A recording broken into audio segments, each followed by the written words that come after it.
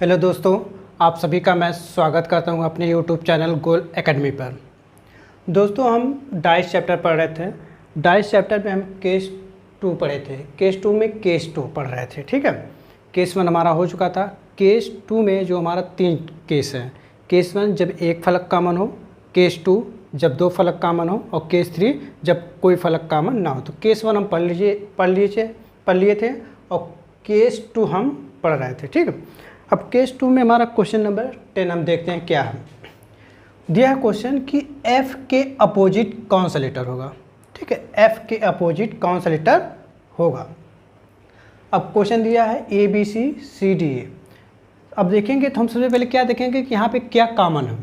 यहाँ पे कॉमन देखेंगे AC कॉमन है।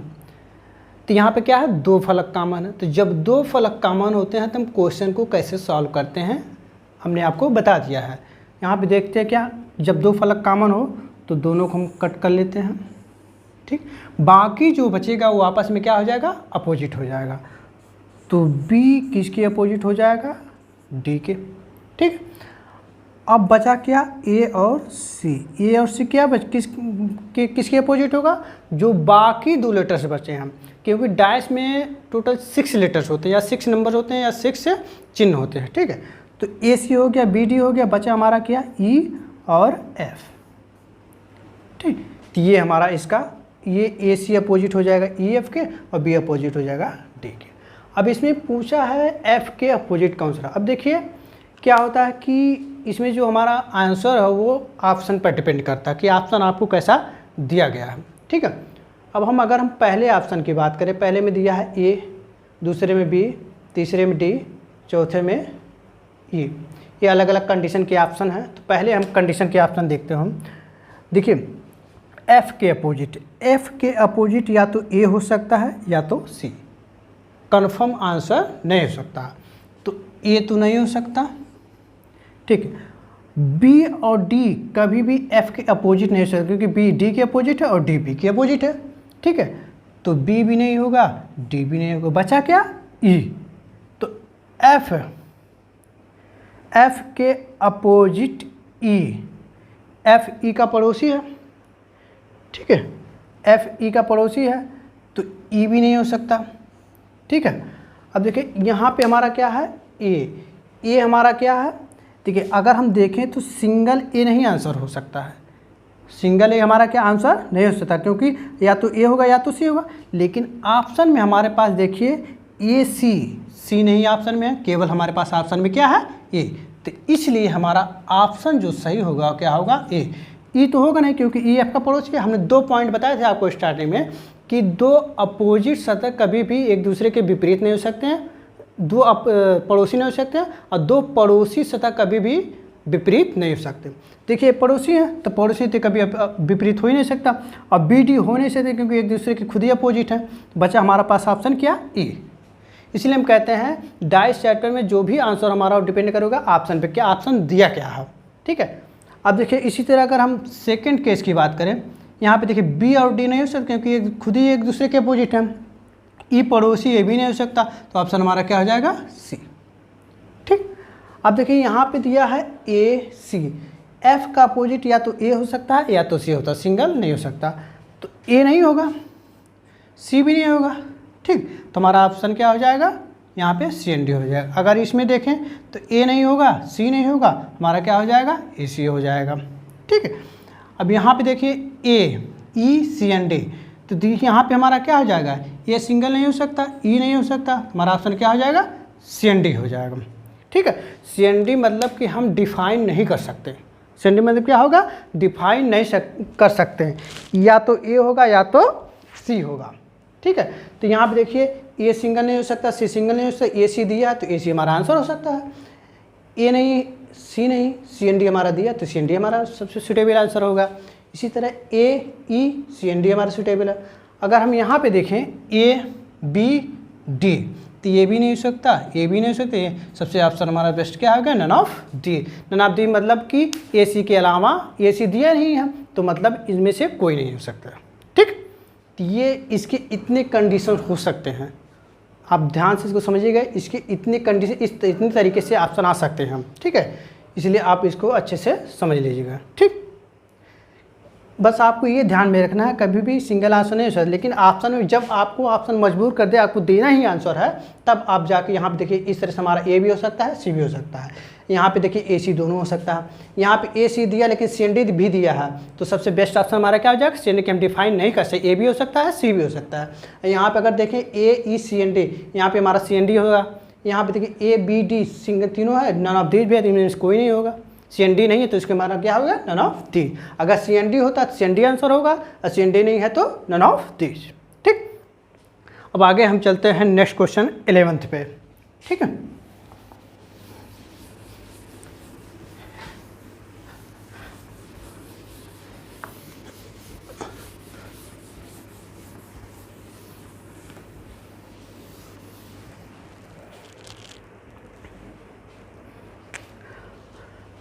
अब आपको बताना है इनमें से क्वेश्चन नंबर 11, इनमें से कौन सा डाइस बना सकते हैं, इनसे कौन सा डाइस बना सकते हैं।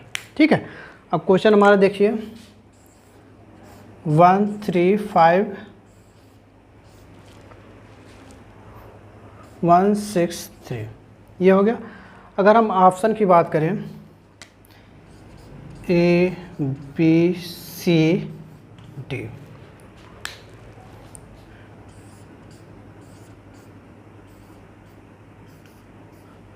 4 5 6 1 2 3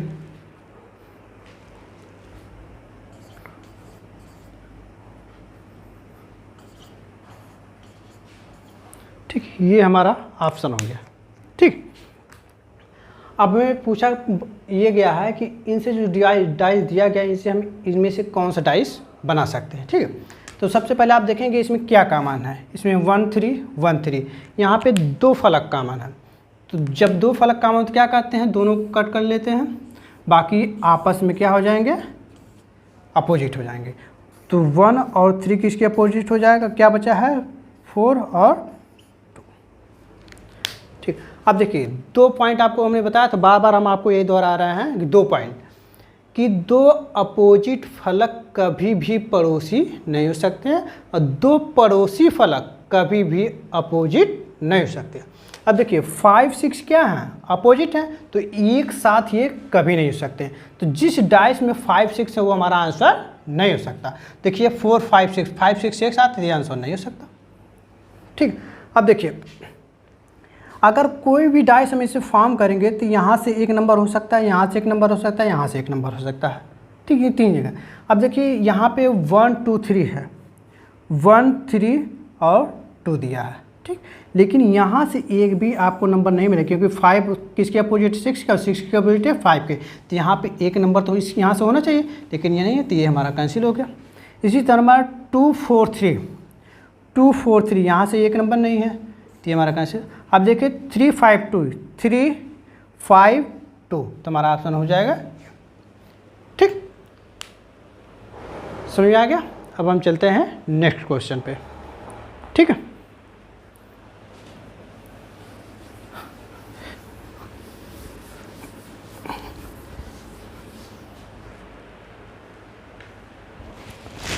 अगला क्वेश्चन हम देखते हैं।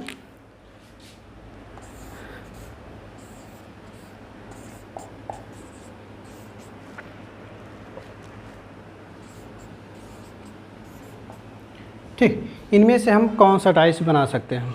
ठीक, अगर हम ऑप्शन की बात करें ए बी सी डी,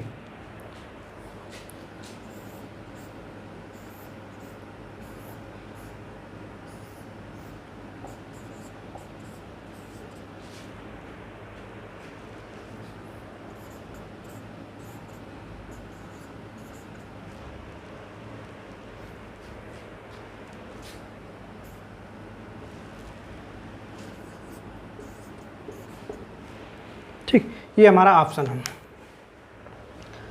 अब देखिए इसमें क्या करना है, आपको बताना है कि इससे हम कौन सा डाइस यहाँ से बना सकते हैं इससे। ठीक है, तो आपको सबसे पहले देखना है क्या कॉमन है। यहाँ पे देखिए ए एफ कॉमन है, तो बी किसके अपोजिट हो जाएगा ई, और ए और एफ किसके अपोजिट हो जाएंगे, या तो सी के या तो डी के। दो हमारे ऑप्शन है।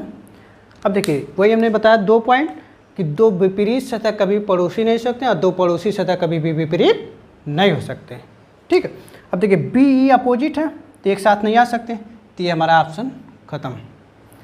यहाँ पे ए सी एफ, देखिए ए एफ सी यहाँ से एक भी लेटर्स नहीं है, तो इसलिए हमारा ये भी ऑप्शन खत्म। ए बी सी, ठीक, ये ऑप्शन हो सकता है हमारा। अब देखिए यहाँ पे ए बी ई क्या है, अपोजिट है, तो एक साथ नहीं हो सकते, इसलिए हमारा खत्म। तो ऑप्शन हमारा सी सही हो गया। ठीक है, समझ में आ गया। अब चलते हैं हम नेक्स्ट क्वेश्चन पे। ठीक है,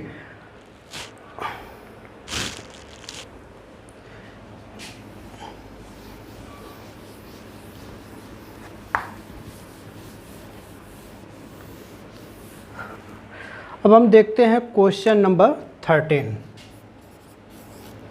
ठीक है, आपसे पूछा गया कि क्वेश्चन मार्क के स्थान पर कौन सा नंबर आ सकता है, कौन सा नंबर आ सकता। ठीक है, अब देख क्वेश्चन क्या है, 2 3 5। ठीक है, क्या है 2 6 3, ये आपके पास क्वेश्चन है। अगर हम ऑप्शन की बात करें ए बी सी डी, 5 6 6 2 6 1 1 4, ये ऑप्शन आपके पास दिया है। और यहाँ पे जो डाइस दिया 5, ये जो क्वेश्चन मार्क इसी जगह पूछा है कि ये जो क्वेश्चन मार्क यहाँ पे कौन से नंबर इसमें से आ सकते हैं। ठीक है, इसमें से कौन से नंबर आ सकते हैं। ठीक है, तो आपको करना क्या है, यहाँ पे देखिए क्या कॉमन है, 2 3 5 2 6 3, मतलब 2 3 2 3 क्या है, कॉमन है। यहाँ पे 2 3 कॉमन है, यहाँ पे 2 3 कॉमन है, तो 5 के अपोजिट क्या हो गया 6, और 2 3 के अपोजिट क्या आ गया, कौन सा नंबर बचा, 4 और 1। ठीक, ये हो सकता है।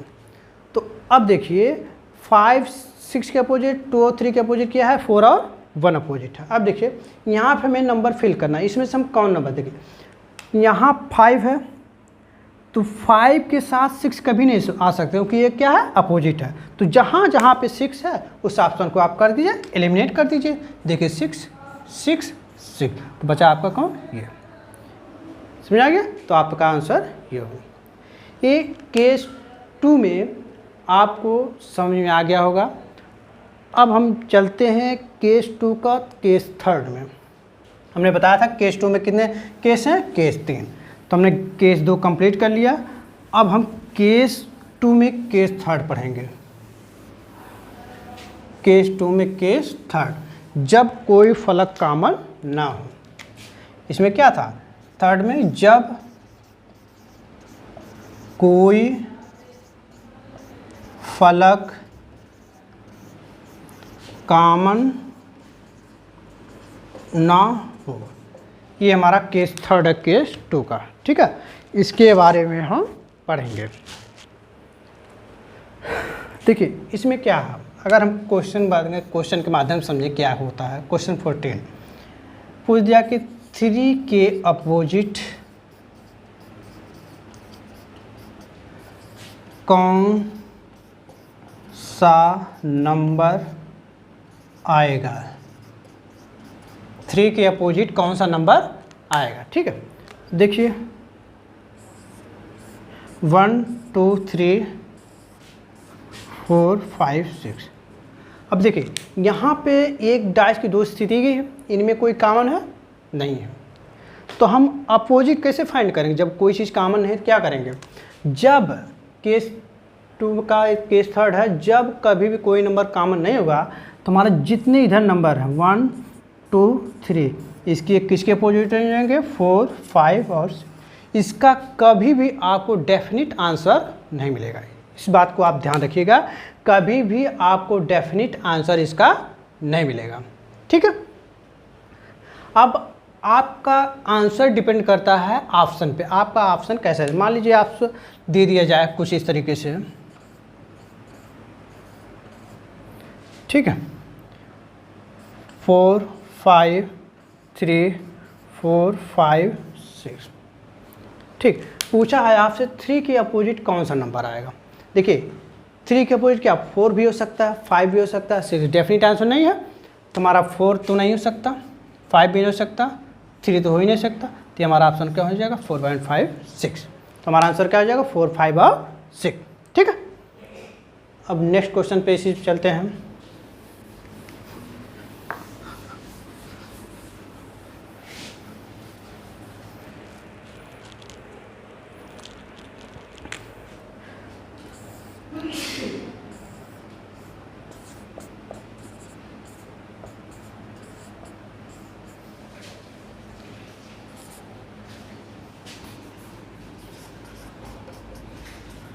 Question number 15। ठीक है, क्वेश्चन नंबर 15 क्या है, पूछा है कि सी के अपोजिट कौन सा नंबर होगा। ठीक है, सी के अपोजिट कौन सा लेटर आएगा। अब देखिए यहाँ पे कोई भी चीज़ कॉमन नहीं है, तो क्या करेंगे, ए, बी और सी किसके अपोजिट हो जाएगा, डी, ई और एफ के। अगर आपको ऑप्शन दे दिया जाए, ठीक है, अगर आपको ऑप्शन वही दे दिया जाए, जैसे मान लीजिए ए, बी, सी, डी, डी, ई, एफ, सी, एन, डी। ठीक है, तो अब देखिए ये क्वेश्चन है सी के अपोजिट कौन सा लेटर होगा। ए, बी, सी के अपोजिट क्या हो जाएगा, डी या तो ई या तो एफ। कभी भी डेफिनेट आंसर इसका नहीं आएगा। तो देखिए, तो डेफिनेट नहीं होगा तो डी नहीं होगा, ई नहीं होगा, एफ नहीं होगा, तो सी हमारा क्या हो जाएगा, सी एन डी हो जाएगा। ठीक, अगर आपको यहीं पे और ऑप्शन दे दिया जाए, जैसे डी, ई, एफ या डी या ई या एफ, तब तीनों में से हमारा ऑप्शन कौन सा सही हो जाएगा, ना तो डी होगा, ना तो ई होगा, ना तो एफ होगा, और हमारा ऑप्शन क्या हो जाएगा, ये हो जाएगा। समझ में आ रहा। ठीक, यहाँ तक क्लियर हो गया। ठीक, आगे हम नेक्स्ट क्वेश्चन को सिर्फ देखते हैं।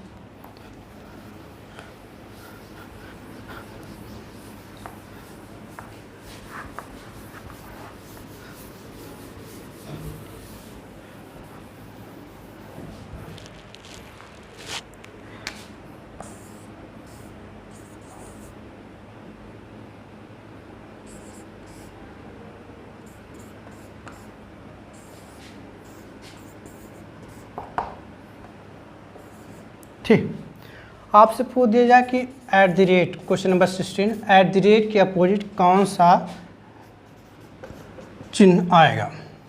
ठीक, आपको पता है कि यहाँ पे कोई भी कॉमन नहीं है। जब कॉमन नहीं होता तो क्या करते हैं, at the rate, dollar, hash, ये किसके अपोजिट हो जाएगा, कॉपीराइट, परसेंटेज और ट्रायंगल। ठीक, अगर ऑप्शन दे दिया जाए आपको A, B, C, D, copyright, percentage, triangle, copyright, percentage, triangle, ये ऑप्शन देखिए, सिंगल आंसर कभी तो हो नहीं सकता, क्योंकि यहाँ पे डेफिनेट आंसर नहीं होगा। तो हमारा क्या हो जाएगा, ये भी नहीं होगा, ये भी नहीं होगा, ये भी नहीं होगा, हमारा आंसर क्या हो जाएगा, ये हो जाएगा। आए बात समझ में। ठीक है, अब आगे हम, ये हमारा केस थर्ड हो गया, केस 2 में केस थर्ड। अब देखिए, जब हम इस चैप्टर को डिस्कस कर रहे हैं तो आपको बताया था कि इसमें टोटल 5 केस हैं। तो 5 केस में हमने सबसे पहले केस 2 को पढ़ा। ठीक, केस 2 के बारे में, केस 2 में 3 केस 1, केस 2, केस 3। अब हम केस 1 पढ़ेंगे। कौन सा, केस 1, क्योंकि हमने बताया था केस 1 जो केस 2 से रिलेटेड है, इसलिए हम सबसे पहले केस 2 पढ़ेंगे, इसके बाद केस 1 पढ़ेंगे। ठीक, तो केस 1 अब हम पढ़ेंगे। तो केस 1 पढ़ने से पहले थोड़ा हम डाइस के टाइप्स के बारे में जान लेते हैं, क्या है चीज़। ठीक, डाइस, देखिए डाइस 2 प्रकार का होता है। एक स्टैंडर्ड डाइस होता है, जिसको हम मानक पासा बोलते हैं, और दूसरा हमारा होता है non standard.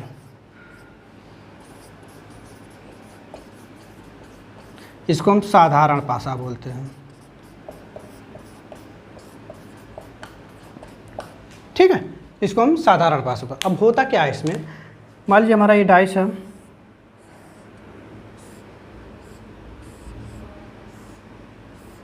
One two three, ये नंबर दे दिए। इसमें क्या होता है कि इनका जो अपोजिट होगा, देखिए ये टॉप है तो टॉप का अपोजिट ये हो जाएगा, ये है इसका अपोजिट ये होगा, और इसका अपोजिट ये होगा। ठीक, तो जो इनका अपोजिट होता है, इसका ये और इसका अपोजिट का सम हमेशा क्या होगा, 7 होगा। स्टैंडर्डाइज में क्या होता है, अपोजिट का सम हमेशा क्या होता है, 7।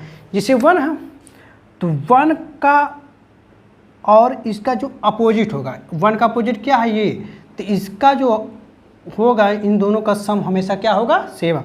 तो यहाँ पे हम क्या करेंगे, लिखेंगे 7 हो जाएगा, 6 तभी तो 7 होगा।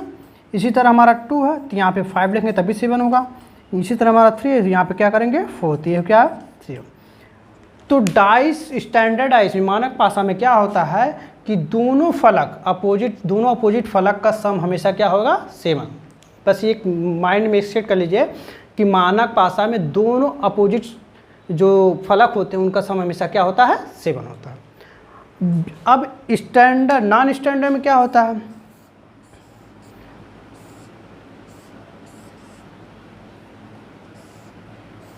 सिक्स 1 2।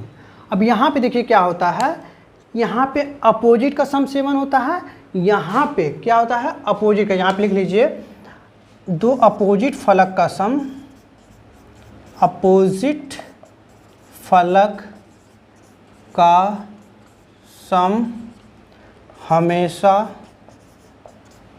7 होगा।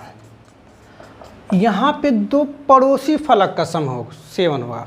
क्या करना है, ध्यान रखना है कि दो पड़ोसी या संलग्न पर, दो संलग्न फलक का सम 7 होगा। ये आपको यहाँ पे ध्यान रखना है। ठीक है, डाइस हमारा दो प्रकार का होता है, स्टैंडर्ड और नॉन स्टैंडर्ड। स्टैंडर्ड में क्या होता है, स्टैंडर्ड में कि दो अपोजिट फलक का सम हमेशा क्या होता है, 7। यहाँ पे दो संलग्न, यहाँ पे देखिए 6 1, इसका सम हमेशा क्या होगा, 7 होगा। ठीक है, अब इसके बेस पे हम क्वेश्चन कर लेते हैं कि किस टाइप के अगर क्वेश्चन आपको आता है, किस टाइप के क्वेश्चन यहाँ पे आपको देखने को मिलेंगे। ठीक है, चलिए देखते हैं।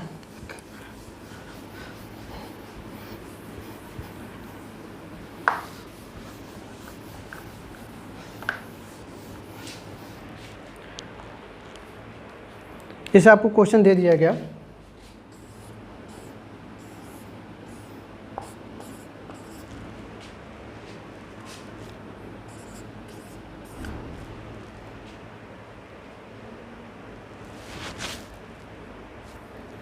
ठीक है, इसमें पूछेगा, ऑप्शन दे दिया जाए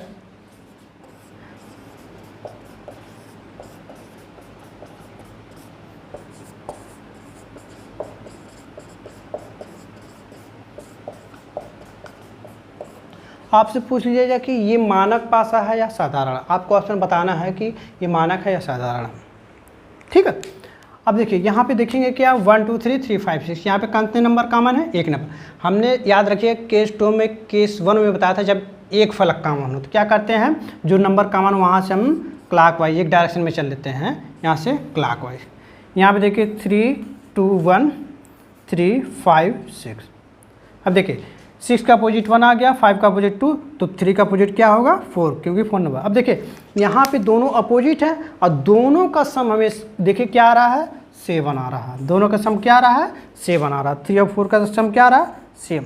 तो जब दोनों अपोजिट का सम 7 होगा तो ये कैसा पासा होगा, मानक पासा। तो हमारा ऑप्शन कौन सा सही हो जाएगा, ए मानक पासा। तो ये कौन सा पासा है, मानक पासा। समझ आ गया, ठीक है। अब हम नेक्स्ट इसी तरह का नेक्स्ट क्वेश्चन देख लेते हैं।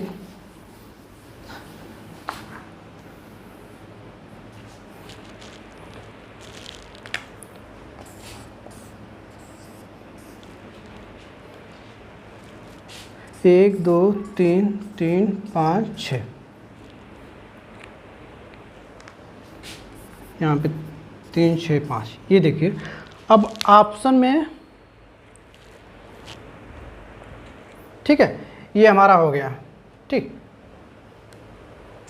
तो यहाँ पे हम देखेंगे क्या होगा, 3 1 2 3 6 5, वही देखिए सेम आ रहा है 4, तो हमारा कौन सा पासा हो गया, मानक पासा। ठीक, तो ये हमारा इस तरीके से मानक या साधारण पासा हो सकता है। ठीक, नेक्स्ट क्वेश्चन पे हम चलते हैं।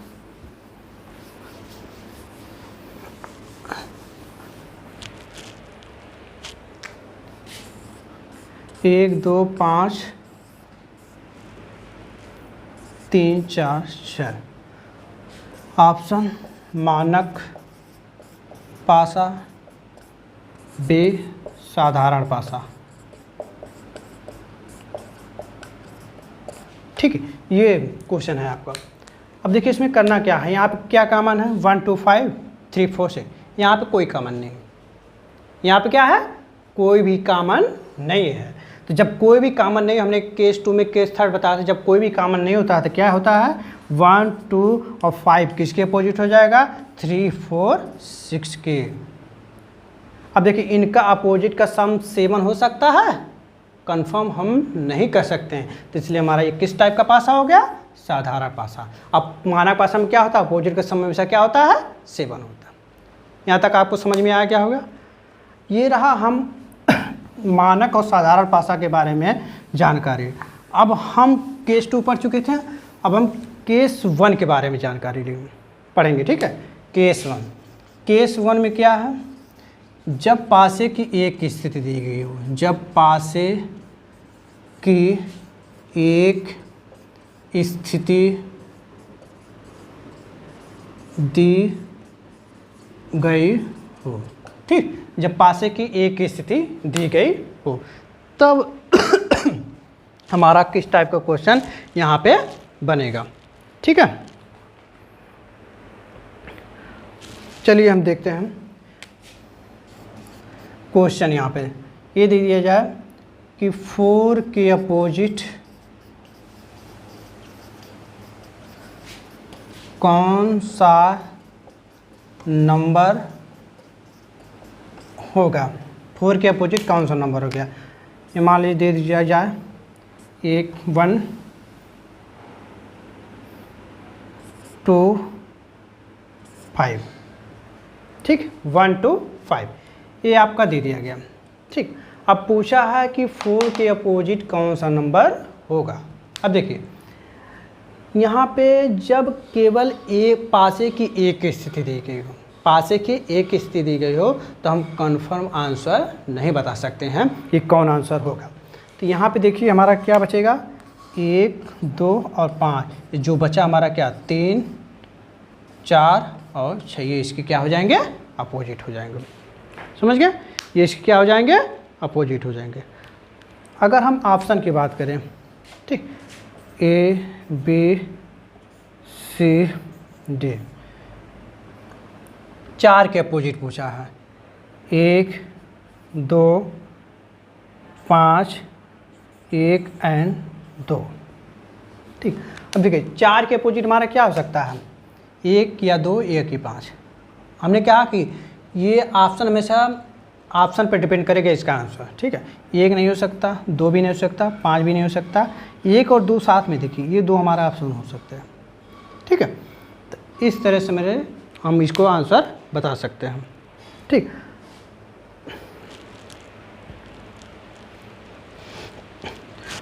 और का ये कंडीशन और इसमें देख लीजिए,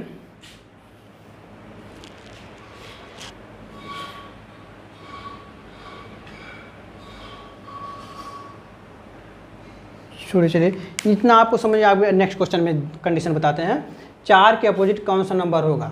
तो देखिए जब सिंगल पासे की सिंगल स्थिति दी गई होगी तो कभी हम कंफर्म आंसर उसका नहीं बता सकते हैं, हम उसका मतलब 1 से अधिक आंसर हो सकते हैं हम। तो यहाँ पे 1 2 5 भी नहीं हो सकता, 1 2 हो सकता है।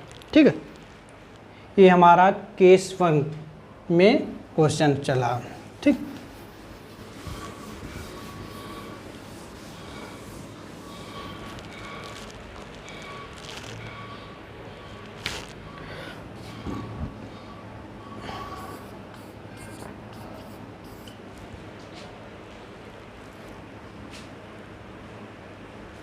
अब यहाँ पे देखिए क्वेश्चन, 2 के विपरीत, 2 के अपोजिट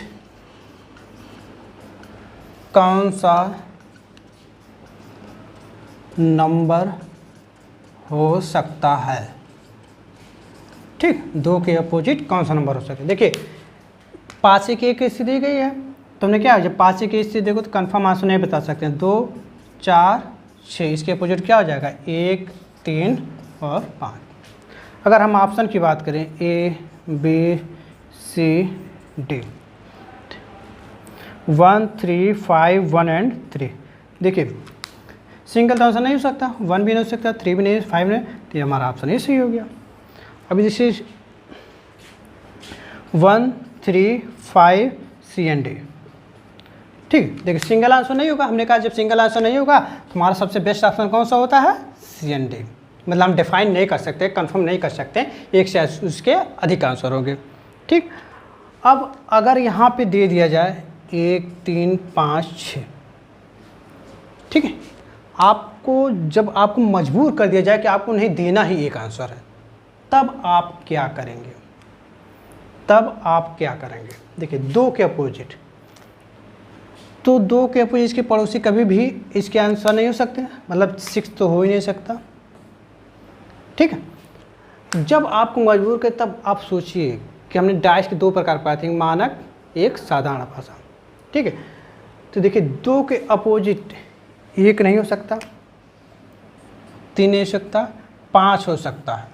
क्यों, क्योंकि मानक भाषा में अपोजिट हमें का सम हमेशा क्या होता है, 7, तो 2 का अपोजिट क्या हो सकता है, 5 हो सकता है। तो यहाँ पे आंसर हमारा क्या हो जाएगा, 5। ठीक है, उम्मीद करता हूँ कि आप सबको यहाँ तक समझ में आ गया होगा। ठीक है, आज के लिए बस इतना ही, धन्यवाद।